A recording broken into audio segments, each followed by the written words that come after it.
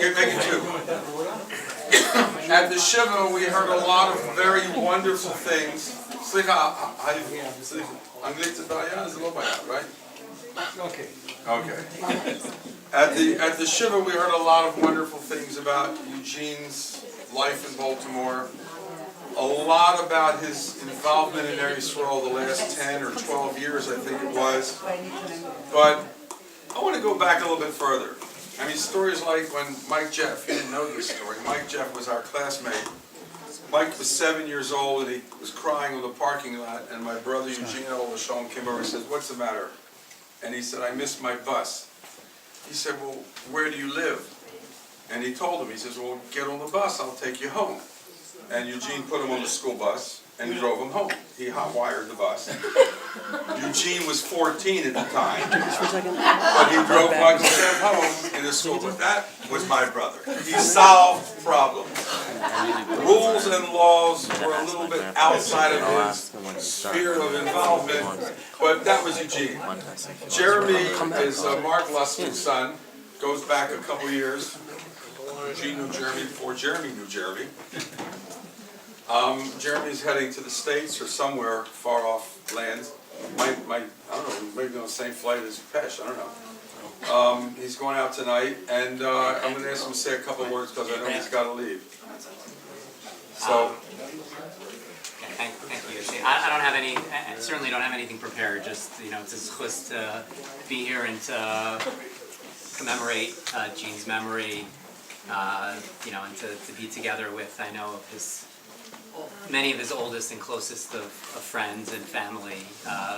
We really had I really had the zchus of growing up alongside the Fishers, growing up in Baltimore.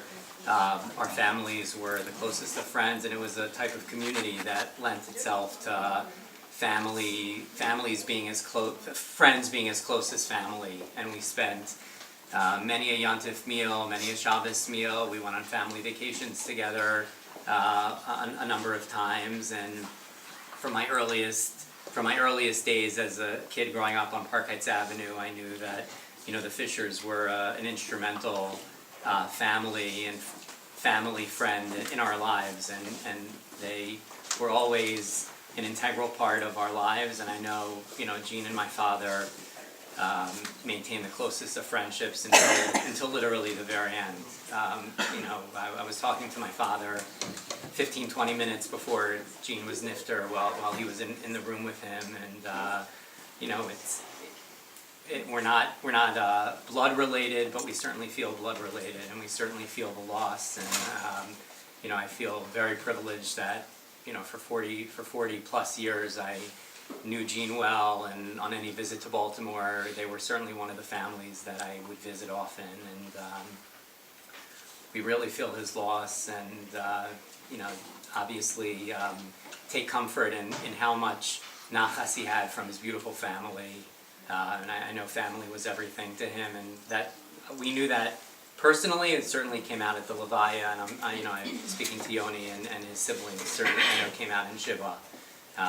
So, can only hope that with time we look at this period of time as a celebration of his life, of everything that he accomplished, every piece of nachas that he had, and the wonderful zchuyot that he had, and hope that he's a Meilat Yosher for all of us. Amen. Safe travel. Yoni, I think. Is open. I'm gonna go ask my grandfather. Henry again goes back to 1955. That's like more than 6 weeks. Yeah.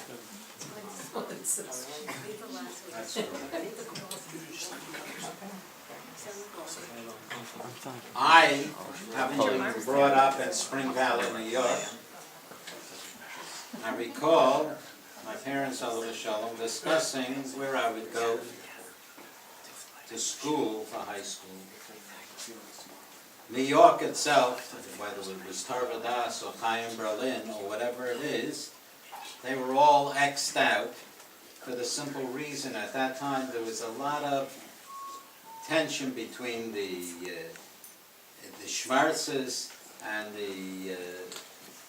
and other groups, My parents says, that's not a place.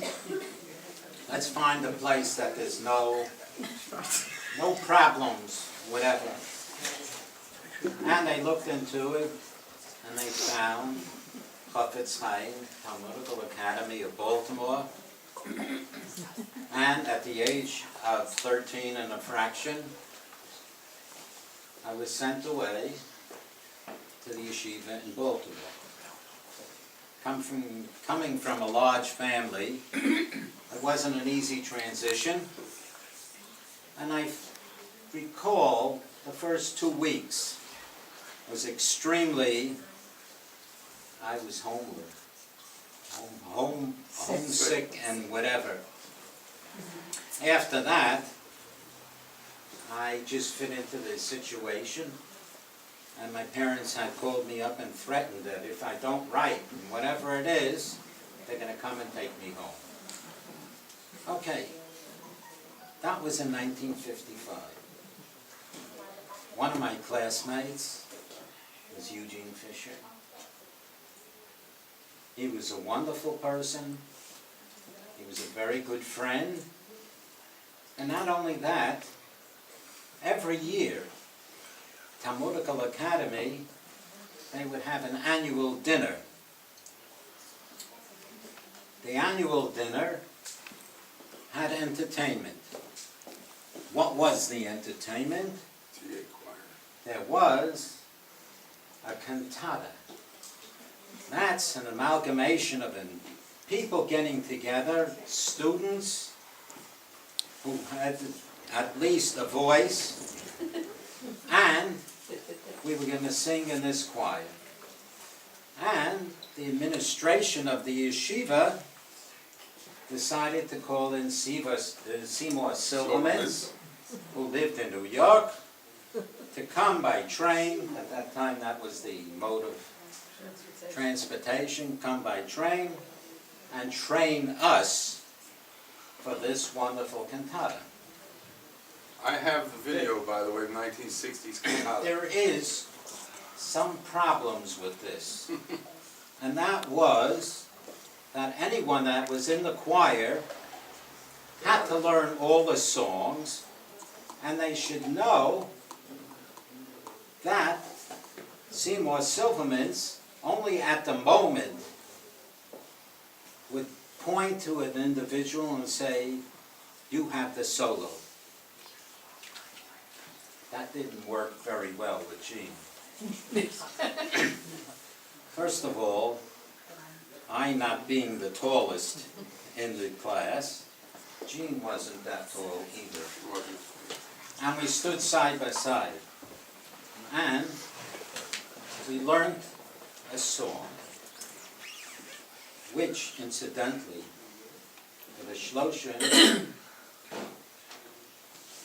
I'm going to ask you two to be part of this.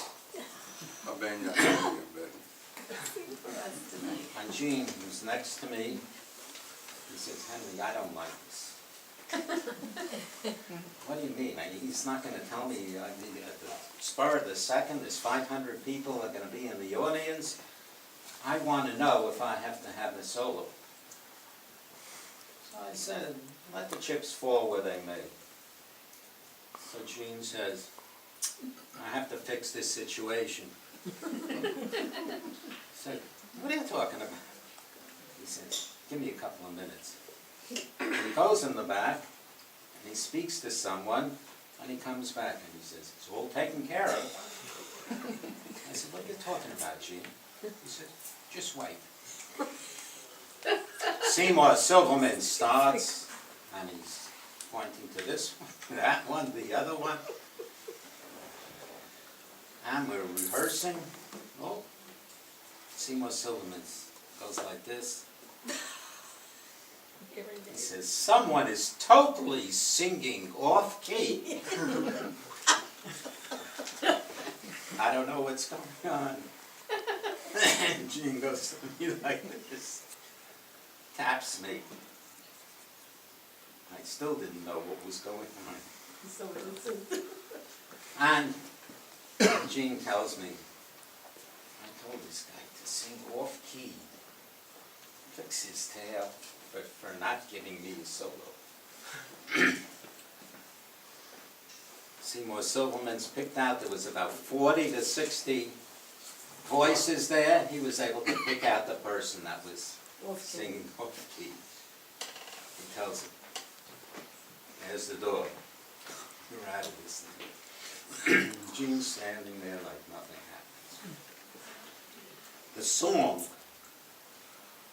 that every Baal Tefillah who davens for Rosh Hashanah and Yom Kippur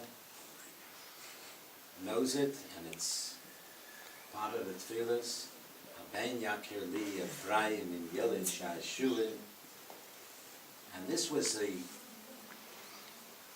portion of the song that either he was going to call on me or he was calling on Gene to have this solo. And at the end, after all these rehearsals, and they're having this wonderful dinner, comes, we start singing that. And then Seymour Silverman's goes, both you and Gene have the solo together. So, in his chus, and it stands out like it was just yesterday, I'm asking Label and Zalman, Aben Yakir Li, Ephraim. The second part of that chapter, Jeremy, who spoke a minute ago, your father spoke at the Shiva house, and he said, I really didn't care much about music or anything, but when I heard these guys sing Haben Yakir Li at the TA banquet, he said, that's when I knew I wanted to learn how to sing, and he started getting involved in music. It was that song.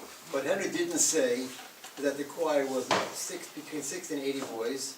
30 of who knew how to sing. It doesn't matter. And there was in 4-part harmonies. So the young kids from elementary school, there were sopranos and there were altos. And the boys in the high school were between the tenors and the baritones.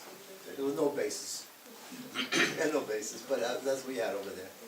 And eventually, any of us that went through these cantatas got an appreciation for music. Seymour Silverman came down 4 times altogether, and Lipsikis used to do it. as Lipsikis would work with each of those groups individually in between the 2 or 3 weeks that Juma was not there, and then he would come down and get them all together.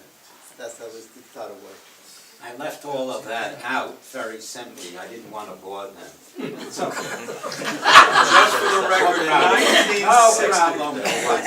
1960, TA put on a television show, a 30-minute TV show in Baltimore, Purim versus Pesach. Stanley Lussman, his uncle, was Shlomo, the judge, and we alternated songs, singing back and forth, Purim songs, Pesach songs, Purim songs, Pesach songs. I have the video. Another time we'll take a look at it. It was great. Yalla, you guys gonna... Stand up.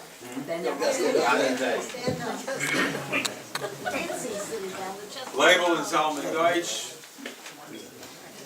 Zalman's right. What parts were you in? The wrong way or the way it's supposed to be? No, we did A long way, about 6 hours. The wrong way.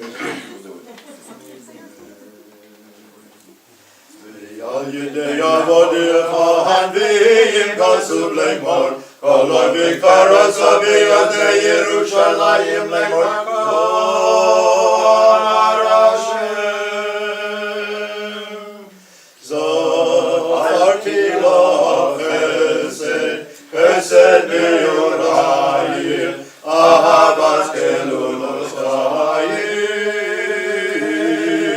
Leftecha frai bamidbar Leftecha frai bamidbar Yeretz lo zeru v'nemar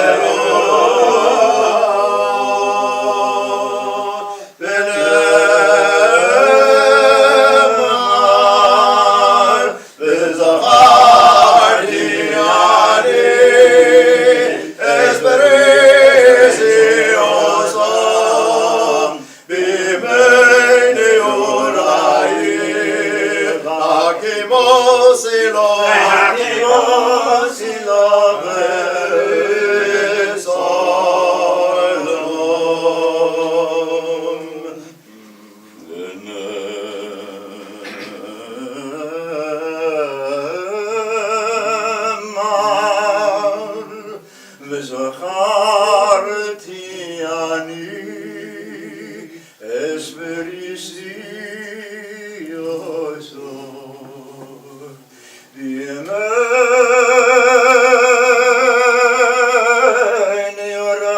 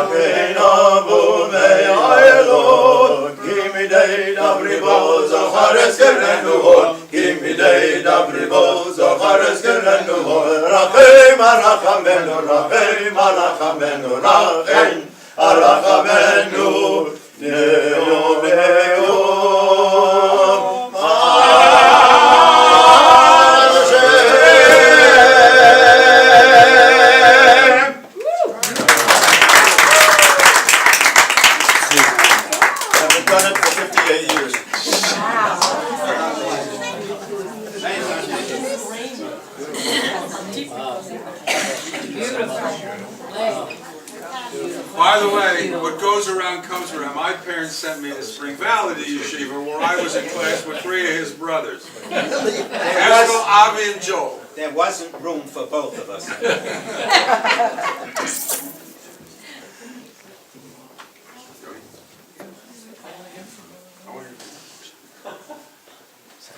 David. David goes back more than 2 or 3 months. Yeah, but David kept the relationship all the years. Yeah. Well, my connection with Gene is from early days in their lives. moved into the neighborhood of Park Heights in the early 60s. Before that, we were in Forest Park, which was totally different neighborhood. It was the neighborhood actually that Ethel's family lived. Steve, right. But from those days until we moved to Israel in 1976, we were in contact constantly, and even after moving here, we were always in contact. Gene was basically one that shared experiences with for actually throughout our mature and adult lives. When did you mature Adult become an baby. adult? Adult baby. Let's be serious. The value judgment, everybody's vantage point is different. No, but it's basically a lifetime of shared experiences. We were very close, even throughout the difficult years, the last few years, and we'll never stop missing Eugene. It was part of my life, and there's really nothing further to add. The shared experiences of a lifetime, something that can't really be dissected with many words, but he'll always be in our hearts and minds, and we'll miss it. Danny? Where'd you get the word dissection? Anatomy 101.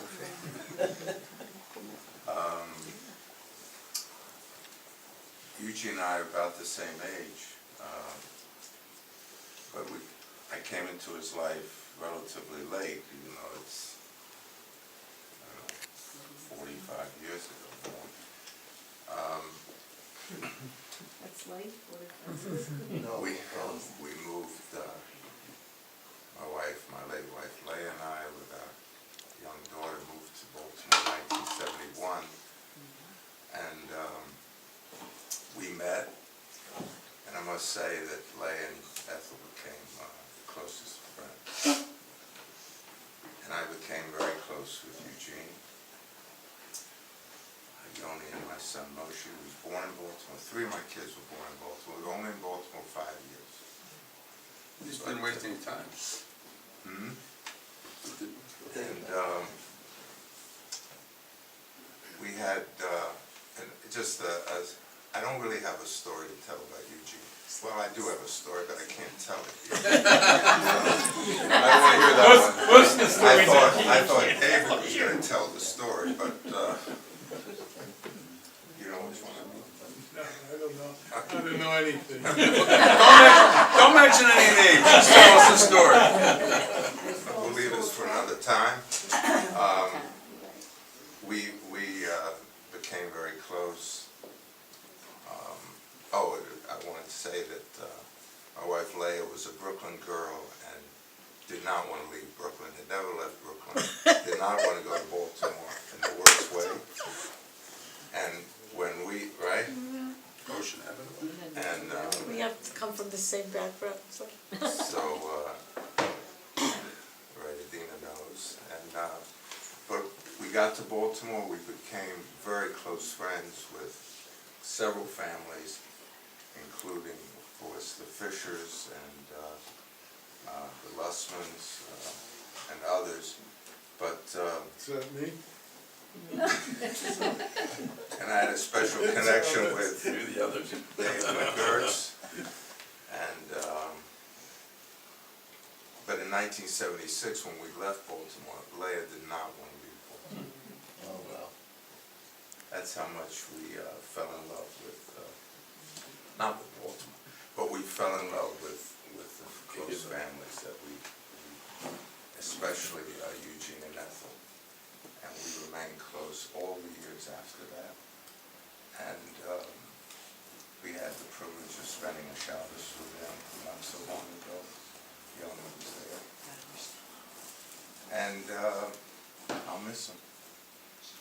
We had wonderful rapport. We had we really were on the same wavelength in many ways. Eugene's measurement of someone's intellect was the amount for which they agreed with him. I don't think that's true. Because him and Gary Rosenblatt didn't agree on anything. But they were agreed very, to very that. close to that. They agreed not to agree, that's what I don't do. But they agreed, you couldn't get away with lazy thinking with him. Right. When if you had a thought out opinion, he could talk to you about it. If it wasn't thought out, forget it. He wasn't interested. As you mentioned, I'll just say, as you mentioned Gary Rosenblatt came over to me during Shiva, crying like a baby, and saying, Yoni, who is going to keep me honest in my thinking? Wow. So he came to Gary Rosenblatt, Yeah, crying. He was the editor, New York Jewish Week. crying, saying, who's gonna keep me honest? in my thinking?" Big board. He was the editor of And then went to New York, to the Jewish Week, right, which is the biggest in America. Anyway, just to finish up, Eugene had a terrific sense of humor. If you didn't like sarcastic humor, you didn't like Eugene. So He wasn't as funny as he thought he was, John. Neither are you. I guess it's genetics. anyway, as I said, Eugene is very special. Miss him. He's a On me. Steve, She has most of the stories, but Stephen and Ed. I'm more of the younger end. And these guys are all Hey, all Steve's a baby. talkers. I'm younger. And I think I first met Gene at the softball games on Friday morning. Used to no, come here to we play on softball Friday morning, there they want Sunday, Sunday. that's right. You've been here too long. Anyway, Senior I was moment. like, I must have been, I just moved to Park Heights from Forest Park. Yeah, I pointed out to Jeremy's uncle Stanley that now Eugene is no longer pitching. Stanley can finally win a game.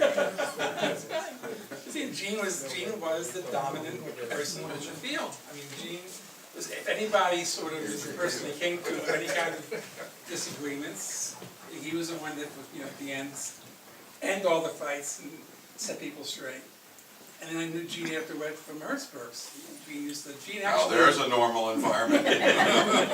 Gene lived around the corner from me after I moved to Park Heights. And we both lived about 2 blocks away from, You were on Wallace, he was on work. of work, yeah.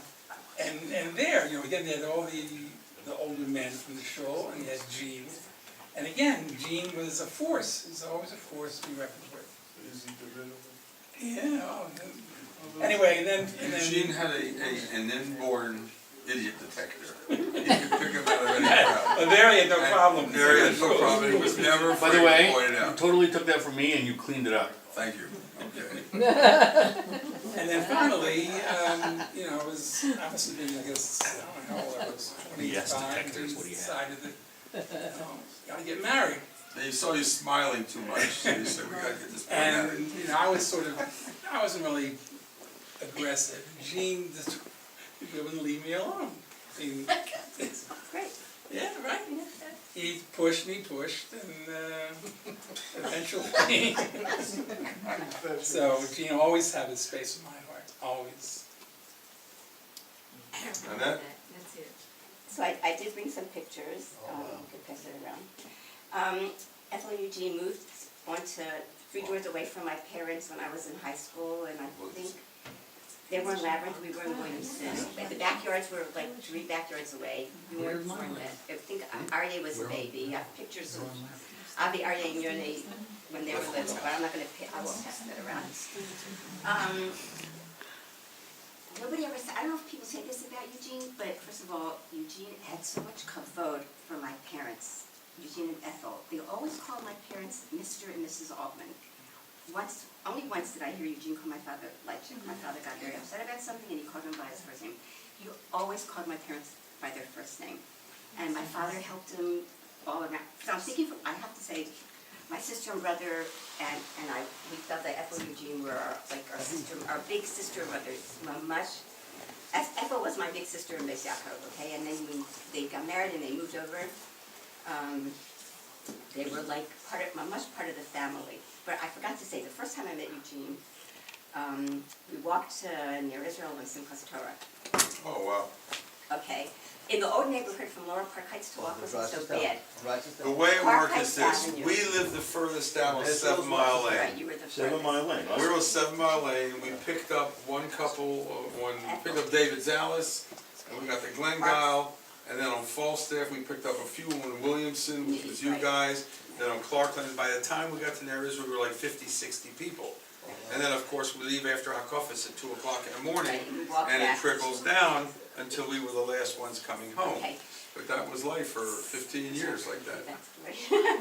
So. Schmel later moved to Right, Clark's and Lane, it was also a Michael big, Jeff moved to. Mike Jeff was Right. Falstaff.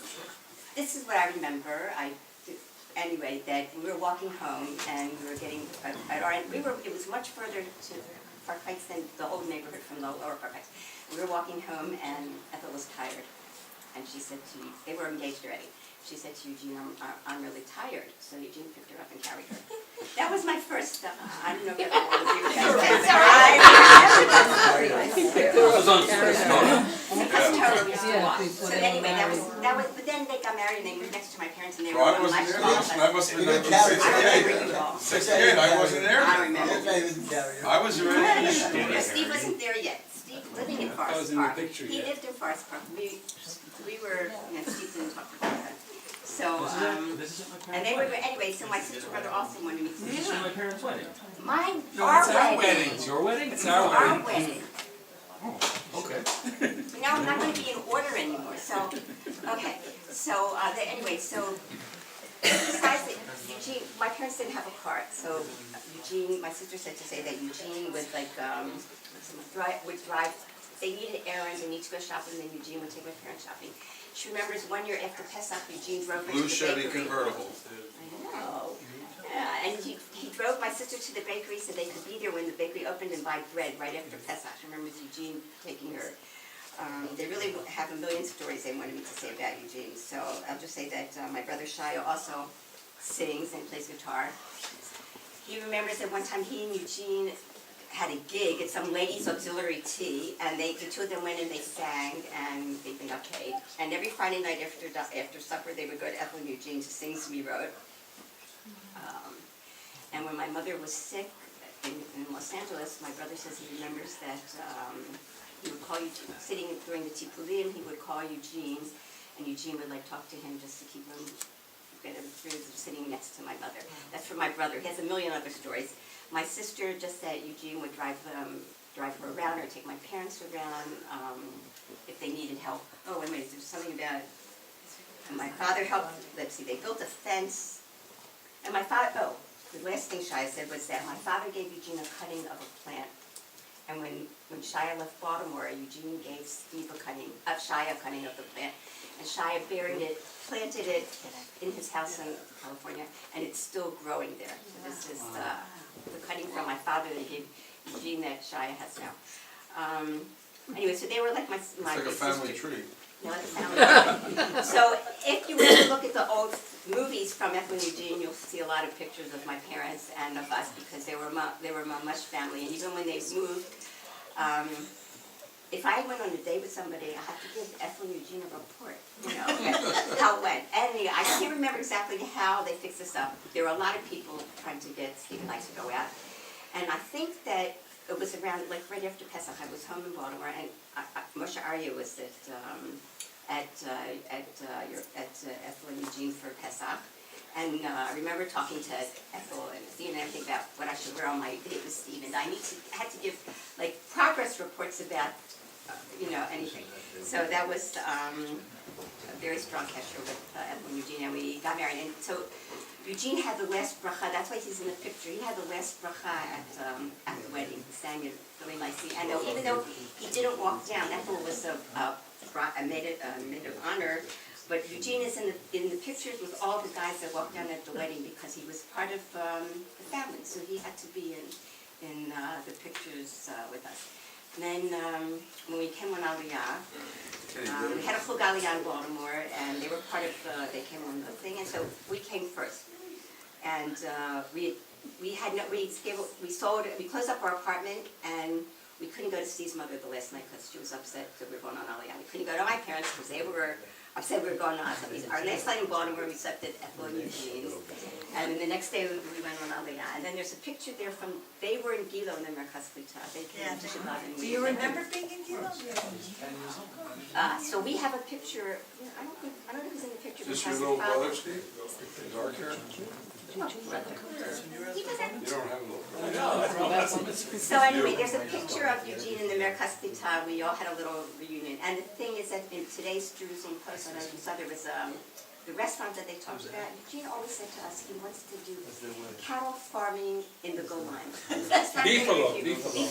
The restaurant they reviewed today in the Jerusalem Post was this steakiah in Ramat Golan. This guy grows beef cattle, and he has a He's a Beilis Yosher. this is what he said. And then he saw, every time we went to Baltimore, you know, I saw Eugene and your father, and at your daughter's wedding, it was an incredible reunion. There's a picture of you know, your parents in the front with my father one time. And at the wedding to see them, and right after Sukkot, I spoke to your father. And Kesher with them was so strong very, very strong. And so I didn't say anything coherent like I wanted to say because there's too many stories. And the only other thing is that we came on Aliyah and we had no family left in Baltimore except for Ethel and Eugene and Menashe. The only person that would cover all of us for us was Eugene and Menashe. And then when my mother was related to Menashe? Menashe went to the cemetery with. Are you related to him? No. Oh, But Eugene I wouldn't miss took Menashe to go cover of us for us because we were in Israel shy. And the Margaretans were going already? Margaret's moved to New York a long time before. So So we it's were sister. my mother's sister. Yeah. So anyway, not only so we brought my mother here, then we moved my father. But when your parents were in Israel, they would go to the cemetery in Beit Shemesh. We knew my parents in Beit Shemesh, and they would go to visit my parents in Beit Shemesh in the cemetery. So we were very for sure. And it's very hard. Really missing a lot.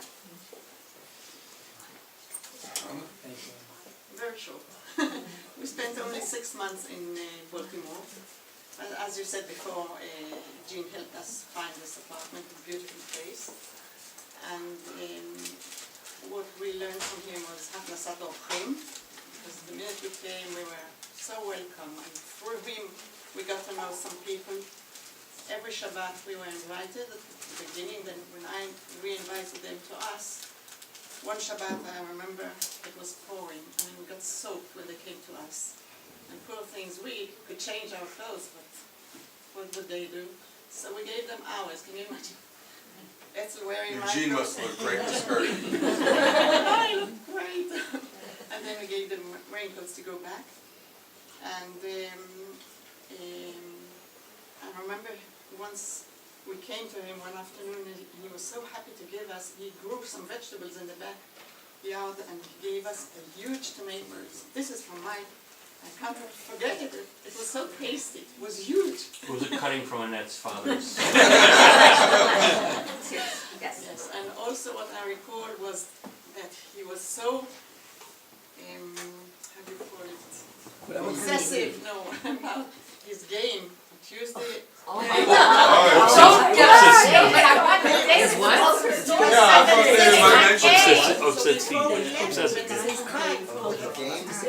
He was obsessive. He looked at his watch and Oh. said, quick, okay, goodbye, have a safe journey, just go. Speak about that card game.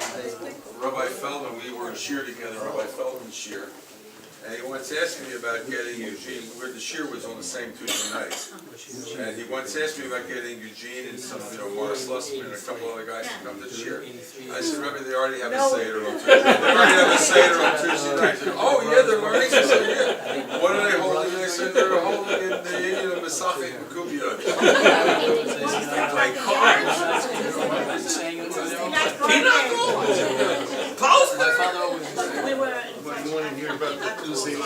By the way, for an old Chabadnik like Rabbi Feldman, if you would have said that they were playing chess, it would have been fine. Cards? Oh, that was an institution. Torah.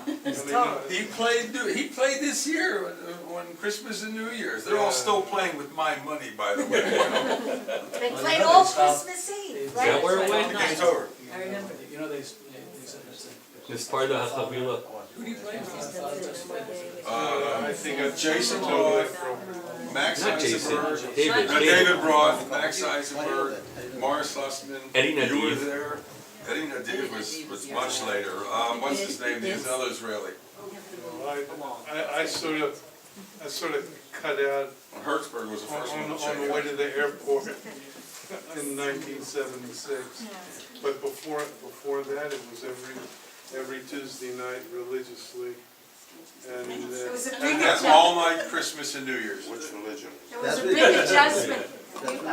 Danny, you said about Blair not being thrilled to come to Baltimore. When I came to Baltimore, we were newlyweds, and he started playing cards every night. It was every Tuesday night. I wasn't too thrilled, and I said, I don't like you playing cards every night. He says, so. But when I knew the guys that he was playing with, and I, changed. But in the beginning, I wasn't. it was Baltimore and Vegas. the cards part of it was Minor. the insignificant part of that. The of chavruta. Tuesday night. The lines between No, but then the the wives, we got together and we played at Danny and Leah's Zipronavracha's house, and at from Eugene we played Mahjong. Well, there you go. They weren't fooled about that, I guess. All right, I I think we didn't do. have kids. No, Mahjong. well, I don't go back that far. We got married in '73, and Eugene and Ethel was so welcoming to me. It was wonderful. I felt right at home in Baltimore very quickly because of them. It's very hard to believe, that's all. And David, the last couple of years, anytime he heard a good story or a joke, right away, send it to Eugene, send it to Eugene. You have my WhatsApp. I'm not letting you off the hook for that. I wanna.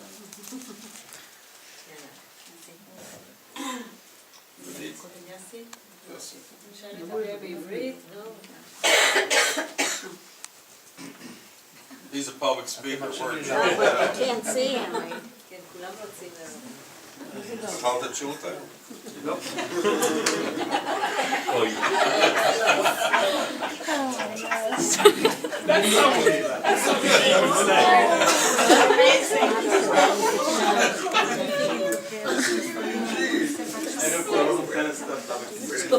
אני מתנצל בפני הציבור שנורא מצפים שאני אדבר במה מלושן, כלומר באנגלית, אבל זה לא יצא טוב, אם אני אדבר באנגלית לא תבינו מה אני בעצם רוצה.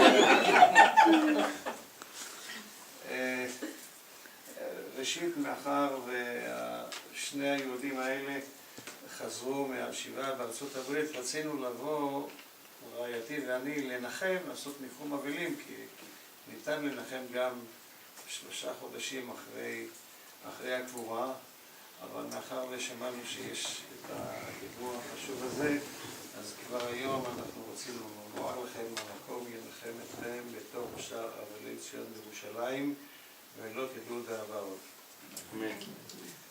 אנחנו הגענו, אני שליח של בני עקיבא ונשלחתי על ידי מרכז בני עקיבא להגיע לבולטימור בשנת 1980 והיינו בארצות הברית 3 שנים.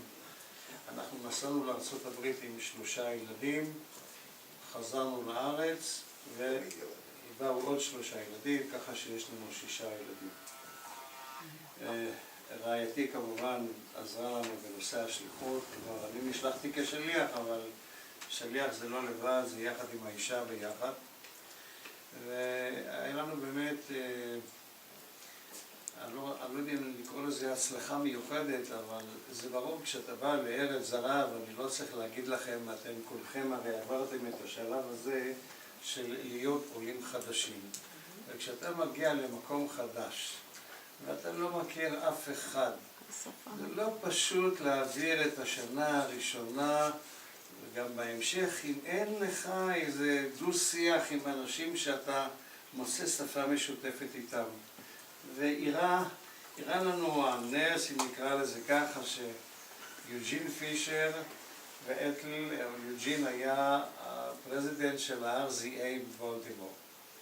ובולטימור, למי מאחר והציבור כאן הוא ציבור בולטימורי, אז הוא בטח יודע מהם יחסי הקולות, יחסי הכוחות בין דתיים של RZA לדתיים שהם חרדים יותר, וברור שכולם יהודים ואין לנו שום מחלוקת בעניין הזה.